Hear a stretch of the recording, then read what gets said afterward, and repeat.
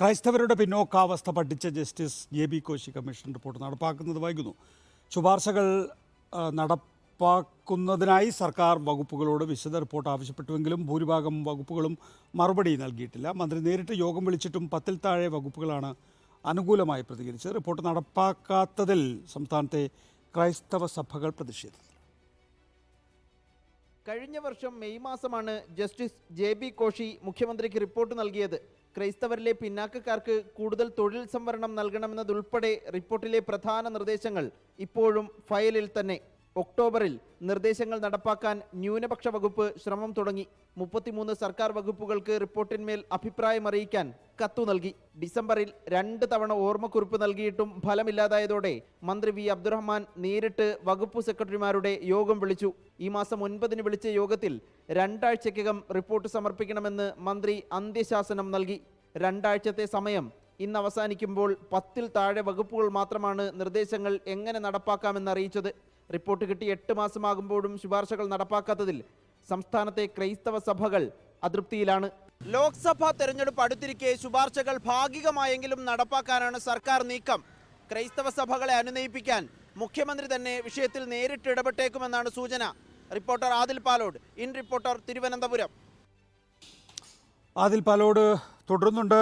അതിൽ V അബ്ദുറഹ്മാനൊക്കെ ആവർത്തിച്ച് പറയുന്നുണ്ട് JB കോശി കമ്മീഷൻ റിപ്പോർട്ട് നടപ്പാക്കുമെന്ന്.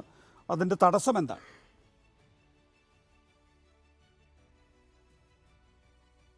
JB കോശി കമ്മീഷൻ റിപ്പോർട്ട് നടപ്പാക്കണം. സർക്കാരിനെ സംബന്ധിച്ചിടത്തോളം ലോക്സഭാ തെരഞ്ഞെടുപ്പ് അടുത്തിരിക്കെ അത് ഭാഗികമായെങ്കിലും നടപ്പാക്കിയേ തീരൂ എന്നത് വ്യക്തമാണ്. പക്ഷേ സർക്കാർ വകുപ്പുകളുടെ മുഖം തിരിഞ്ഞു നിൽക്കലാണ് ഒരു വിധത്തിലും ഈ നടപടികളുമായി മുന്നോട്ട് പോക്കിന് തടസ്സമാകുന്നത്. പ്രധാനമായും ഓരോ സർക്കാർ വകുപ്പുകളും പലതരത്തിലുള്ള നിർദ്ദേശമുണ്ട്. തൊഴിൽ സംവരണം അടക്കമുള്ള നിർദ്ദേശങ്ങളുണ്ട്. ഇതൊക്കെ എങ്ങനെ നടപ്പാക്കാം എന്നത് സംബന്ധിച്ച് സർക്കാർ വകുപ്പുകൾ മറുപടി അറിയിക്കണം എന്ന് മാസങ്ങൾക്ക് മുൻപ് തന്നെ ന്യൂനപക്ഷ വകുപ്പിൽ നിന്ന് കത്ത് പോയതാണ്. പക്ഷേ വകുപ്പുകൾ തിരിഞ്ഞു നോക്കിയിട്ടില്ല.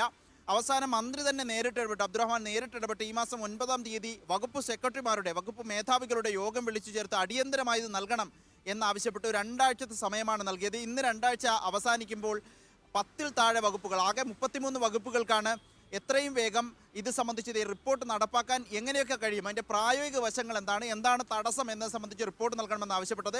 10-ൽ താഴെ വകുപ്പുകൾ മാത്രമേ നൽകിയിട്ടുള്ളൂ. ആ ഒരു ഊരാക്കുടുക്കിൽ ഇപ്പോൾ സർക്കാർ പെട്ടിരിക്കുന്നു, ന്യൂനപക്ഷ വകുപ്പ് പെട്ടിരിക്കുന്നു.